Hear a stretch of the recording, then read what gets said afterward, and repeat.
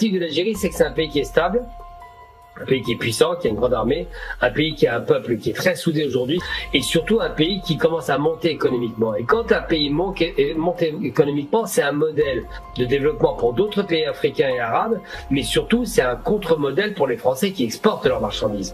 On parlait de l'Algérie comme étant la prochaine sur une liste qui aurait été préétablie. Elle perd à nouveau l'Algérie et tout l'empire colonial français est perdu à cause de l'Algérie. On déteste encore plus les Algériens. N'oublions jamais que la France a perdu 200 ans de guerre, c'est pas rien. السلام عليكم ورحمة الله وبركاته. مرحبا بكم في فيديو جديد على قناتكم الجيريا تك. اليوم لنهار اليوم فيديو اعتراض ضمني من الإعلام الفرنسي على ما يحاك ضد الجزائر. والسبب الأول والرئيسي لمعاداة الرئيس ماكرون والحاشية الحكومة الفرنسية المعادية للجزائر. السبب الرئيسي بالطبع كما شاهدتم في أول الفيديو قال بالحرف الواحد أن الجزائر طردت فرنسا من إفريقيا وكبدتها خسائر بمئات المليارات من الدولارات، بحيث أن الدول الإفريقية اعتمدت الجزائر كمثال حي لطرد الاستعمار والتحرر من القيود الاستعمارية التي كانت فرنسا تتحكم في اقتصادات أكثر من 35 دولة إفريقية. Des actes d'ingérence inacceptables. On rappelle que le ministre algérien des Affaires étrangères a exprimé sa ferme réprobation et a averti que de telles pratiques pourraient entraîner, comment dirais-je, des mesures de rétention. C'est assez grave aussi, Gamal Abina. Tout à fait, mais il ne faut pas oublier qu'il y a une ambiance assez délétère en France. D'abord, parce qu'il y a une algérienophobie qui montre enfin son visage à nouveau. Pendant des années, on s'est caché derrière un mot qu'on appelait islamophobie, pour pas parler de racisme. Mais en réalité, le racisme est clair. On déteste les Maghrébins, on déteste encore plus les Algériens. N'oublions jamais que la France a perdu 200 ans de guerre, c'est pas rien. Et que sa dernière grande défaite, c'est l'Algérie. Elle perd en 54 à Dien Bien Phu, elle perd à nouveau l'Algérie et tout l'empire colonial français est perdu à cause de l'Algérie. C'est une des raisons pour lesquelles il y a un moteur de haine qui existe. Il y a entre 15 et 20 millions de Français, directement ou indirectement, qui sont touchés par cette guerre. Je parle des rapatriés, je parle des Algériens qui vivent en France, je parle des anciens de l'Ouest, je parle de tous ces militaires frustrés qui ont perdu, je parle de toute cette classe politique détestable et délétère qui déteste les Algériens pour ces raisons-là. Donc tout ça, c'est créé une ambiance. Ensuite, récemment, avec la chute programmée, planifiée et qui a été manipulée de Assad, parce qu'on ne chute pas en 11 jours quand on tient 13 ans sur une guerre civile. Ça, ce n'est pas possible. Donc il y a une organisation qui a fait chuter Assad, qui est des volontaires.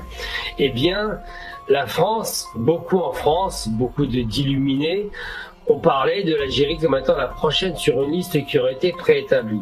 Bon, c'est toujours amusant de voir qu'ils comparent un petit pays sans moyens comme la Syrie avec l'Algérie, et ils n'ont pas comparé un grand pays, par exemple, comme la Libye, qui a un peu plus de moyens quand même, une grande puissance aussi économique et militaire, avec l'Algérie.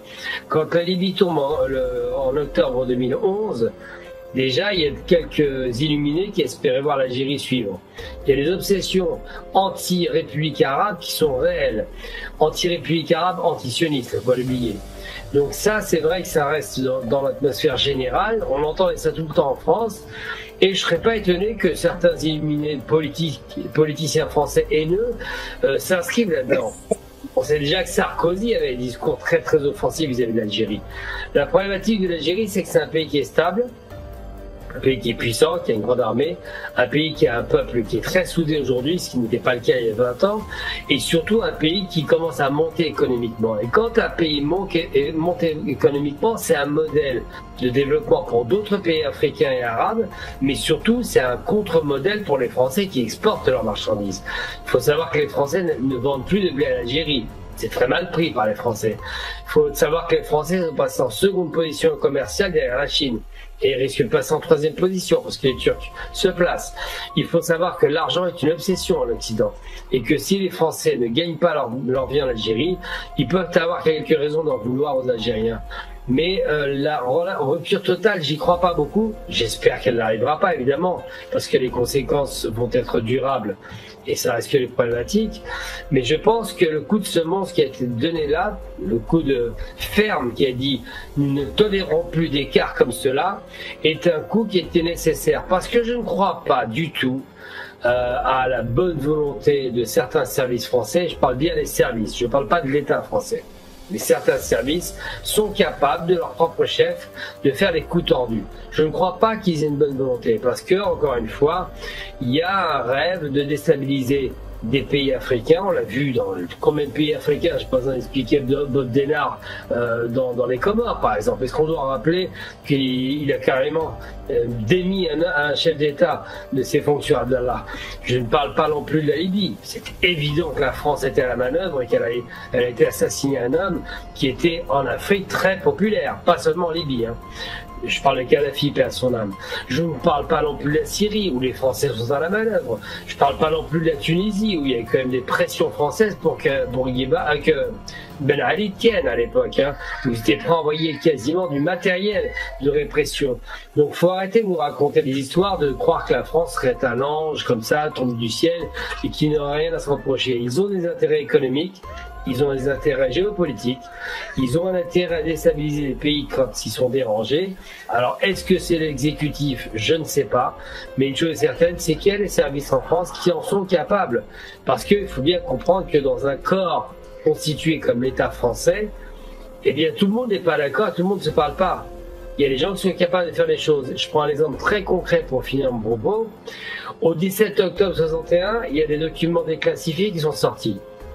Récemment, c'est je crois Arfi, il me semble, de Mediapart qui en a parlé.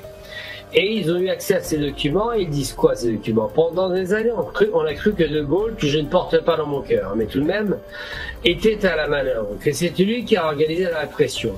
D'autres accusaient simplement juste le préfet d'avoir fait ce travail-là, ou le responsable de la police. Mais en vérité, donc c'est surtout Patouillet, mais je ne me rappelle plus de son nom, l'ancien qui allait porter les juges d'ailleurs, ça va en revenir 2 minutes. Mais en vérité, quand on charge la mule sur une seule responsabilité, alors qu'il y a bien un État au-dessus, on peut se demander si De Gaulle était légitimement à l'origine de cela. Eh bien non, il n'était pas à l'origine de cela. Pourquoi?